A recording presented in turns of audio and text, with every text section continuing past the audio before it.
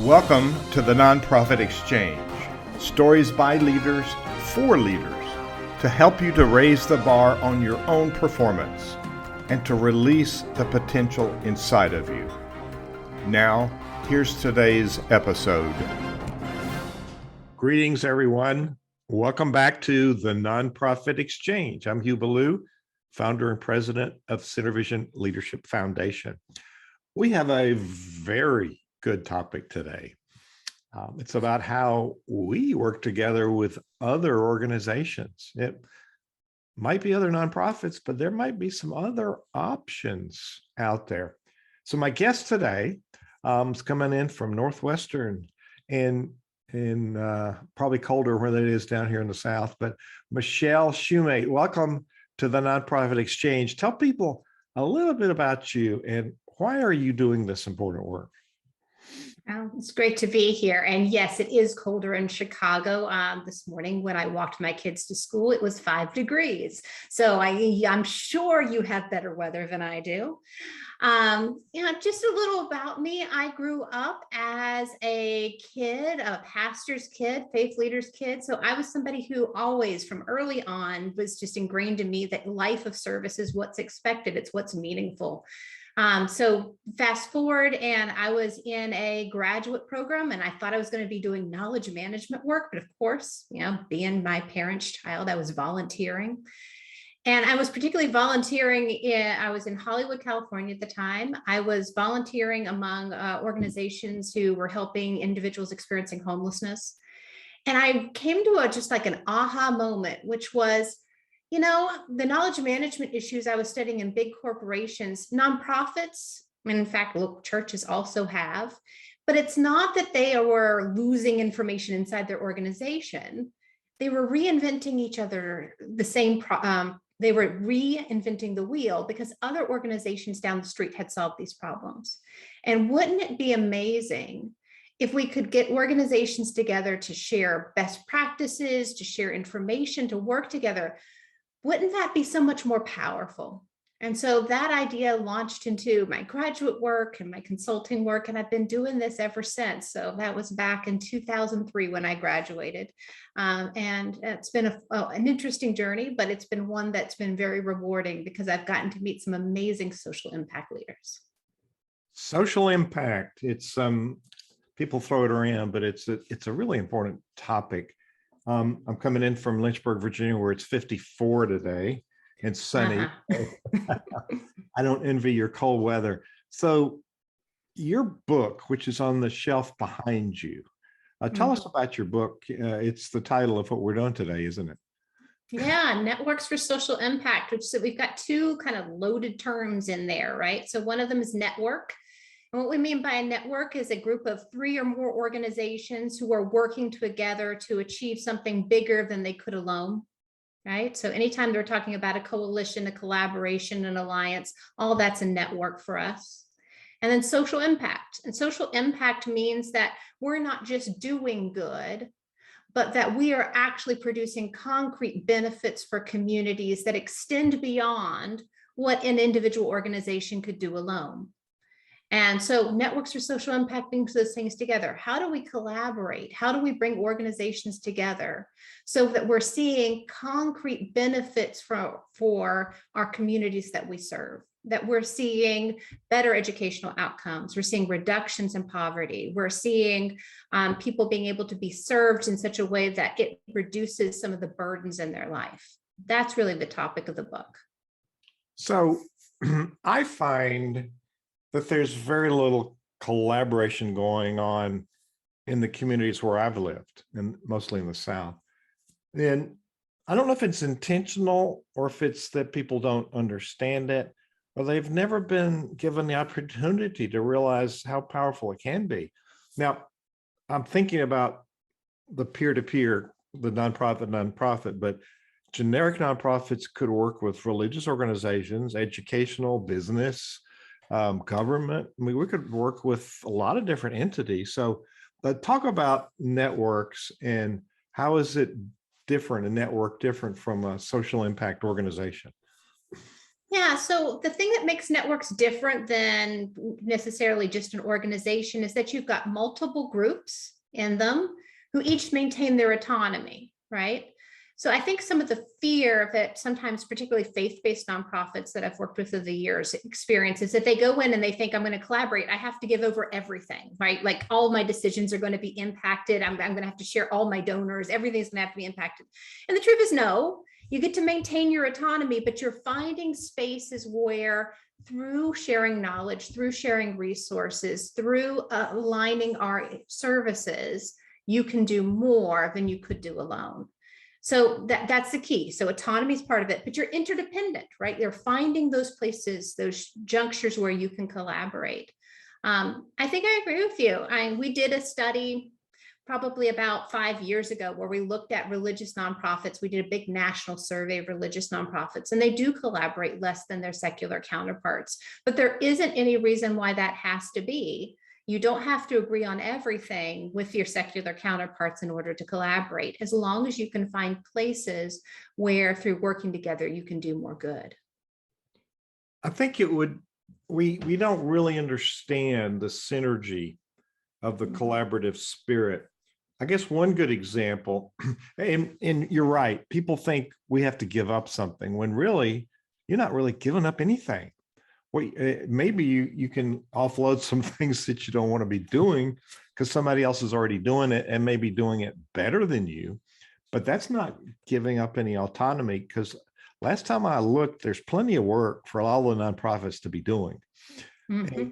We don't need to be taking on more stuff. We really need to do is streamline our systems. So if you if you use the analogy, if you ask a surgeon if you need surgery, there's going to be yes.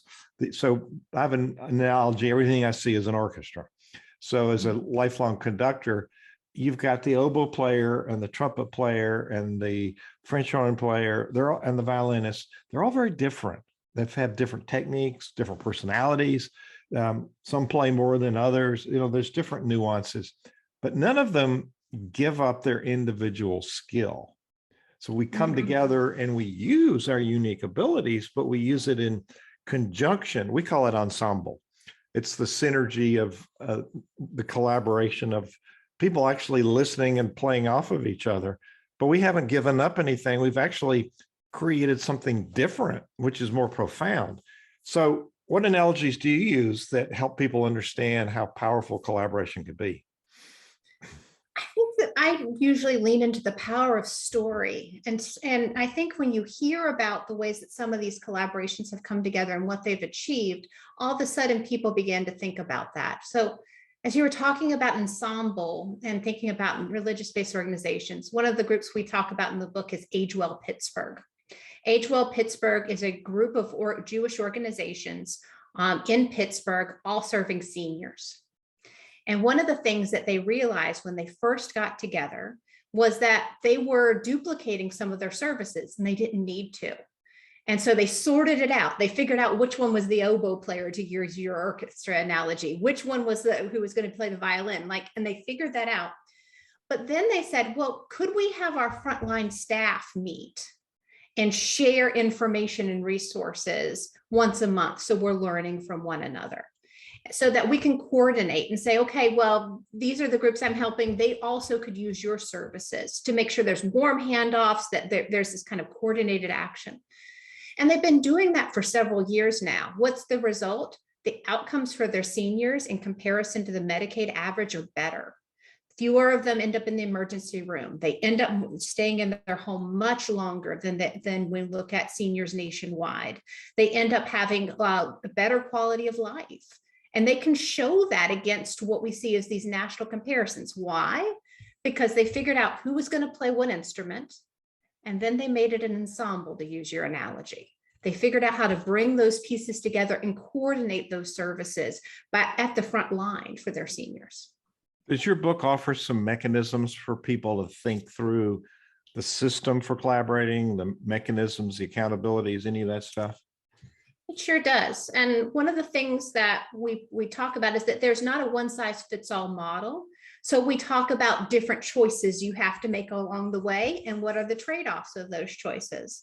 So the example I just gave was one where you have a group of organizations who are ready to do what we call systems alignment. They're ready to make all of their services work together. So it's like a whole is more than the sum of the parts, right? Like that's what they're after.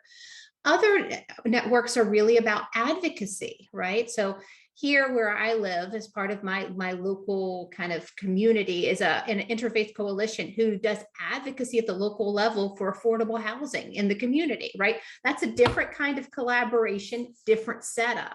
And so we talk about each of these different types of collaboration that you could be doing, and what's the right decision. So how do you decide, what do you do about decision making? Who needs to be at the table? Do you need technologies to help you? All of those pieces. That's part of the process, is figuring out what works for what kind of theory of change or mechanism for making a social impact. I guess there's some people that are afraid to get into something because they feel like I'm going to do all the work and the other people have a free ride. So how do we create expectations?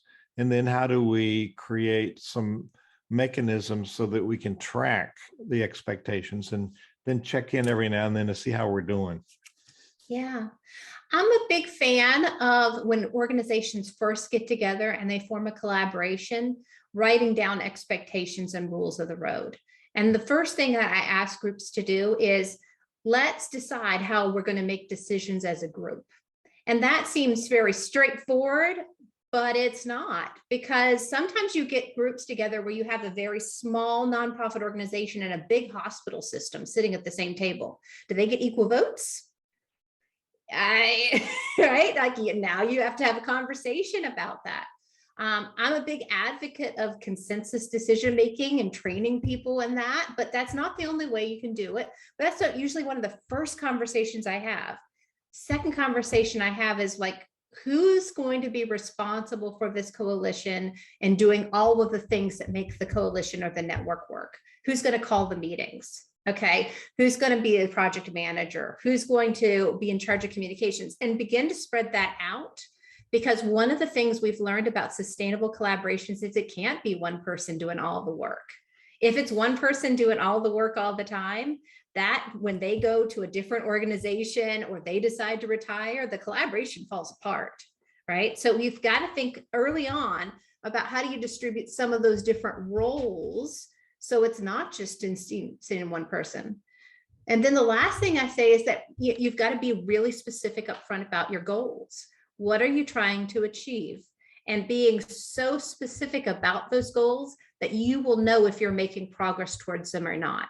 So I'm not a fan of these wonderful lofty statements about what we're going to achieve that aren't trackable. Specific, measurable, time-bound goals is a great way to help organizations stay the course together and figure out, are we actually getting somewhere? You're preaching our song. We do the substantive pieces of planning and implementation.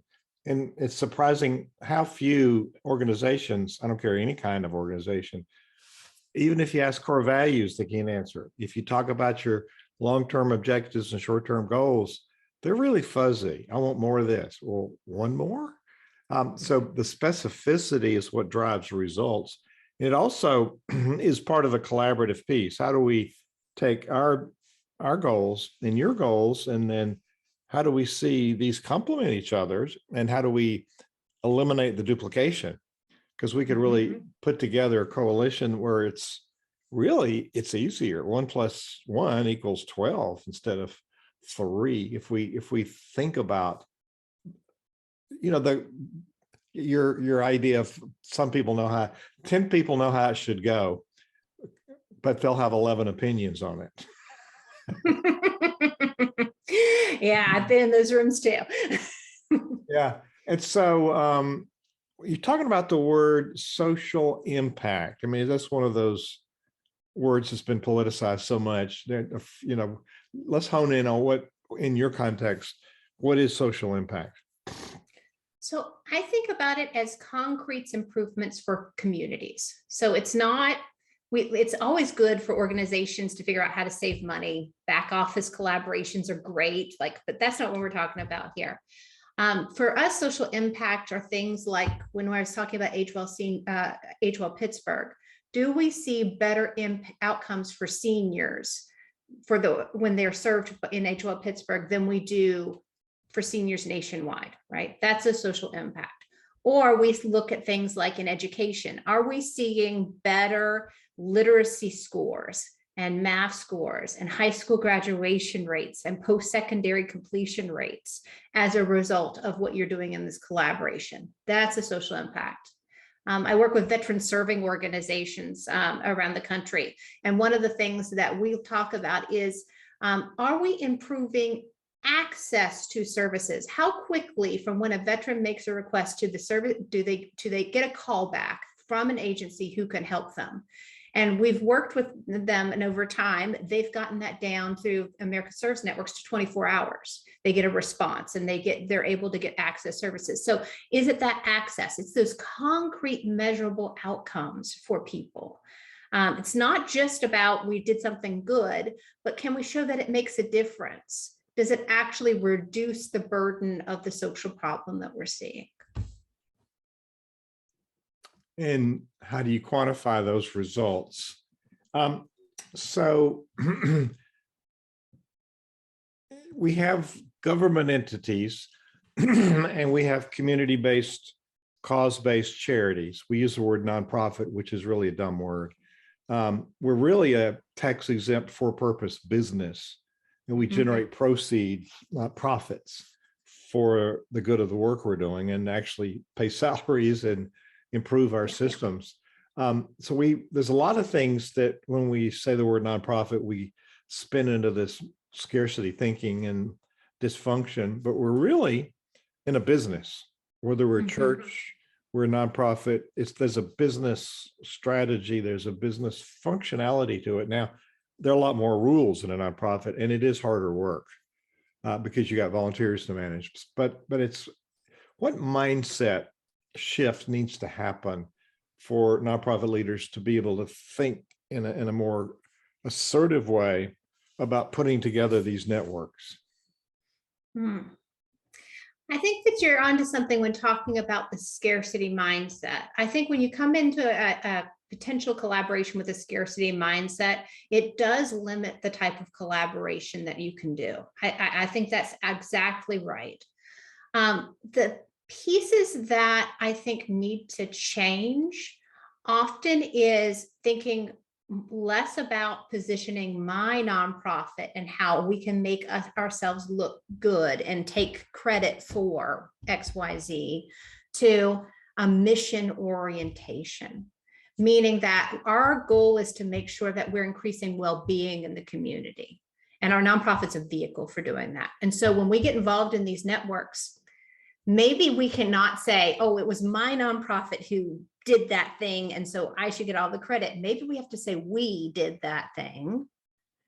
And it doesn't really matter who gets the credit, because look at what we've done. Look at the ways that we have reduced poverty and increased economic prosperity in this community. Look at the ways we've improved outcomes for seniors. Look at the ways we've closed the education gap. You have to have a kind of a shift towards when we're in this network, we're about the mission, right? Doesn't mean the other things don't count. Yes, we are a business. I agree with you. I always tell my students in classes that we're not for profits. If they don't make any money, they're bankrupt. It's not that they're not for profit organization. We are in the business of making money. We have to make our organization survive and do what we want to. But when you step into the network space, it can't all just be about me and mine. It has to be about ours and the social impact we can make together. Wise words. It's amazing how much you can get done when you don't care who gets the credit. So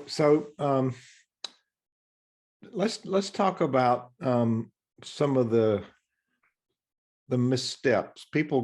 Well-intended people go into networks, and they don't define things like the money, the flow of the money. You know, how do we manage the proceeds? Especially, it would occur to me that if you're combining several organizations in a unified mission with a greater impact, that would probably help you qualify for larger grants or donations, wouldn't it? Yeah, I think like, if we're thinking about missteps, right? So the first piece of missteps is probably not thinking through how you're going to make a social impact together. That's the most common one I see. So I talk to lots of organizations who say, oh, we have a network, we get together once a quarter and we have lunch. And I say, great, what do you do at lunch? They say, well, we eat, and that's our network. I'm like, I mean, it's great. You're having lunch. It's good to have companionship, but that's not making a social impact. I do not see how your lunch necessarily translates into the social impact you want to see, right? So I think being really specific about what you mean around that is really important. Second is being clear about the setup. And we already talked about a little bit about some of those pieces. The money piece is important, and this throws off a lot of organizations. Most networks, in order to run, require resources for the network, not just for the organizations in the network. This means that there's some overhead that gets added, and we don't love overhead. Funders don't love overhead either. There's sometimes are a difficult thing to run, to think through. So assuming that this network isn't going to need any money, that's a misstep. It's going to need some money in order to function. But you want to be careful as you think about where that money is coming from, that you don't compete with your organizational members. So there's many times in which we encounter networks, and the network itself gets its own legal status, right? The network becomes its own entity, and the organizations within it become members, right, of it. And then they can compete with one another for funds if you're not careful. So being very clear as if the network gets more and more formalized, and it's no longer just a loose collection of people, but it becomes its own legal entity. How are you going to enter into those fundraising circles so that you're not cannibalizing the funds that your member organizations need? That's a big deal, because money is a magnifier, good and bad. And, it becomes an issue if we don't define those key things you're talking about. So the network itself becomes a legal entity. What kind of entity would it be? It's usually a 501c3. Ah, that's interesting. So it's more of a formal collaboration. It can be, right? So when you're thinking about tapping into grant dollars, right? There's a couple of ways that happens with networks. Sometimes all the organizations go in together on this joint grant, and that can be complicated. So sometimes what happens is instead they find that finding their own legal status makes the network eligible for that grant, which means that they can have some overhead for the network, and it can fund the activities of some of the organizations within it. And so it's a strategy for being able to tap into some of those funds.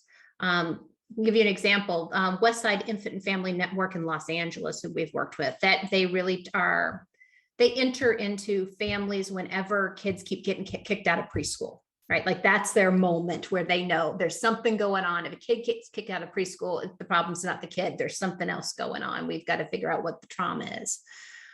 They have a number of agencies who serve families that are a part of their network. They became their own 501c3, right? And this was one of the fears. But by becoming their own 501c3, they were able to fund the coordination mechanism for the network. And then that nonprofit provides grants to each of its member organizations to be able to do home-based visitation. So that's one of the ways that framework can operate. Wow. So there's a lot of things to consider, because you're talking about extra overhead, but you've got the functionality of the network itself. So it becomes really critical that each participating organization is able to take some things off of their plate to be able to contribute to the network.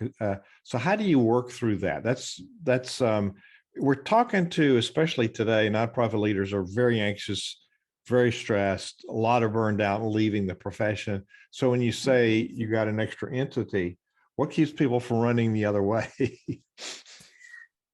I think that my experience is once you get over that initial fear, when people step into the room and they say, okay, I'm going to see if this is going to work for our organization. I'm going to attend a couple of meetings just to kind of find out if this is going to have legs.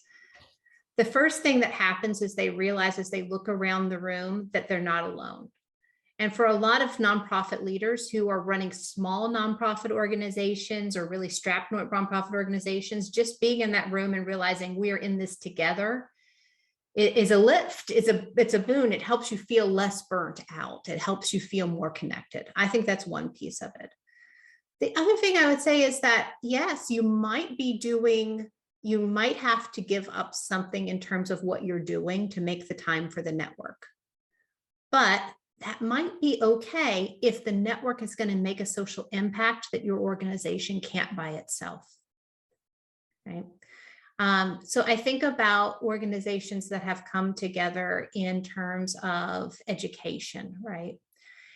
So there's a lovely network called Voyage in South Carolina, Wilmington, South Carolina. Yeah. Called Voyage. They have been thinking about how do you help transform this little neighborhood, about 100 square blocks in Wilmington, neighborhood of color, low income neighborhood. How do you do it? And by getting all of these organizations to come together, yes, they have different ways of working together, but what they've found is they were able to offload some things. The network itself decided that its strategy was to create what are called peer navigators. And the network is its own entity. It hires the peer navigators. But it means that you have individuals who can help those who are struggling get to the right agencies and the right services and walk along with them in a goals-based approach. So yes, it did take more time and coordination for those organizations to get involved, but anytime they need somebody to reach out and work with a family that they encounter who needs to find a whole bunch of services they don't provide, they're not doing navigation in-house anymore. They can just call the network, right? So it's a different way of shifting some of what you do. You might get to do a little bit less of what you have been doing before by spending some more time coordinating, and you might get a bigger outcome because of it. Yeah, we think about the extra work and we forget about the extra impact, and maybe getting some of those things off of our plate that we'd like to get off our plate, but we don't know how. So there's a upfront investment of planning and making sure that you've got a really solid model and everybody is in. So how do you make sure that everybody each nonprofit that's participating, how do you make sure there's buy-in and accountability with all the participants? Yeah, that's a great question. And I think that some of that, it ends up shaking out over time. My experience with this is that you want to have organizations who sign up voluntarily for this commitment, that their funder didn't make them. So that's number one. But then it's being very specific about what each organization is going to do and how we're going to hold them accountable for that. And that doesn't mean every organization has to have the same commitment, right? A hospital system and a faith-based nonprofit in a community shouldn't have the same kind of commitment to the network. They're going to offer different things, but being very specific about what they're putting in and what they should expect out of that makes a big difference. And then once organization networks get up to any size, part of that is developing metrics and accountability project management structures around this at the network level. There's a conflict model called the role renegotiation model. And sometimes people get into situations with agreements and systems and they force it. They say, we said we're going to do it this way. We got to do it. Wait a minute. It's not working. Mm-hmm. So how do you go back to the table and look at the issues and renegotiate how it's supposed to happen? Do you speak about that in your book? Yeah, we have a chapter on change, and that really there's a couple of different places where that happens. One of them is kind of the incremental adjustments that you make as you get better, kind of adaptive adjustments where you realize, oh, that's not working. Let's try it this way. And those kind of changes can be expected in any network, any organization, really. And there's some strategies as a network leader that are slightly different than the ones you would use as an organizational leader. But I think there's also a time in which many networks hit change where they have to go back and renegotiate everything. It's what we call crossroads moments. And crossroads moments are times in which something has so fundamentally shifted in the network or in the environment that you have to go back almost to the beginning and figure out, why are we here again? So think most common of these is whenever you've had a major funder who's been funding your network for a while and they decide they are no longer going to fund that network. Okay, so all of a sudden 70% of your funding is gone. Do you still exist? What are you going to do? Are you going to downscale? Are you going to dissolve? Are you going to apply for that? All those questions come up whenever that happens. There's a network that we include in the book called Summit Education Initiative in Akron, Ohio. And they created their own crossroads moment. They looked at all of their programs and they were looking at their outcomes. This is an education network, and they didn't like what they were seeing. So the board who was heading up the network, it's a network of about 300 organizations, shut down every single program, disbanded all of the program staff that they had, and started again. Right? They created their own crossroads moment and renegotiated everything.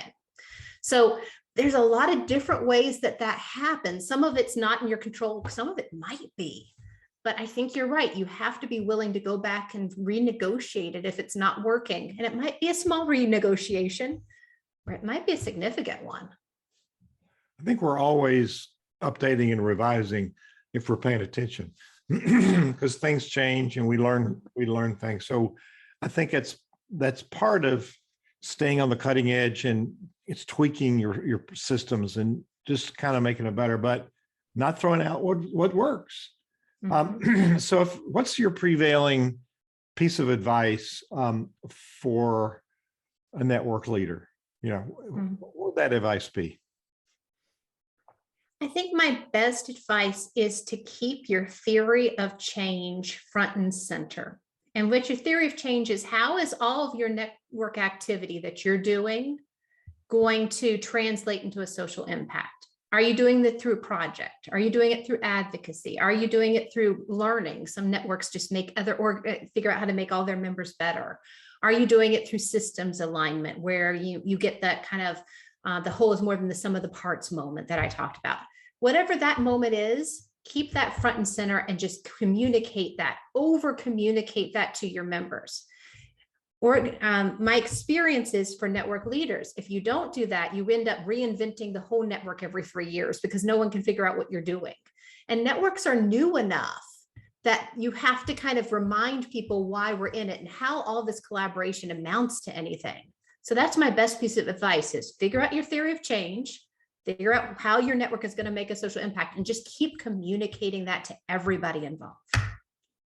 So the website where people can find out is nnsi.northwestern.edu. What is NNSI? NNSI is the Network for Nonprofit and Social Impact at Northwestern University. It's a research lab that I founded and I run. So we have graduate students and research associates and undergraduate students who all help us conduct some of this research on how to make networks better.